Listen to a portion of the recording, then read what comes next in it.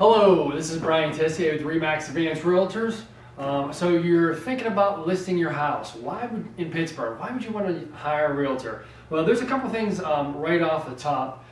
You may not be aware, it's something called the multiple listing service. That is where only agents have access to. We put the property on the market, photos, video tour, maximum exposure. That is the god of all real estate websites. From there, I'm with Remax, so my Remax website pulls all the information from the MLS, and I have the opportunity to do some more enhancements to the Remax site. And from the Remax site, my office, my brokerage Remax is syndicated with Trulia, Realtor.com, Zillow. Those are the three big sites. Zillow currently being the largest real estate website statistically searched, period. I mean, it's a third-party website, not owned by any broker, so it's completely neutral. Not all brokers are syndicated, so if you're going to interview an agent, ask them if their brokerage is syndicated with some of the big real estate websites out there. They may not be, which would be a major problem for you. Some other things a realtor could bring to quality to the table is, we're going to figure out what price is best for your house. I mean, we're going to bring out comps and show you what the market value, what we think a buyer is going to pay. Now, there's two ways of doing this: one-step process, two-step process.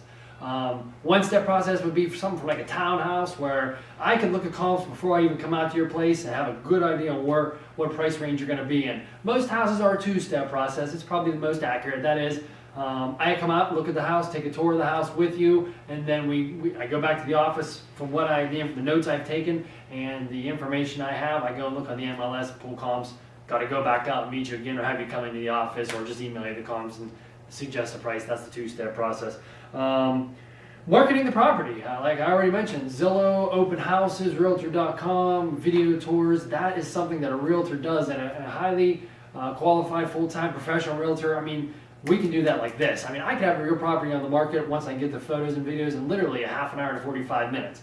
There are a process that goes along with this. So once we get an offer in, we have to consider the offer. We have to negotiate the price.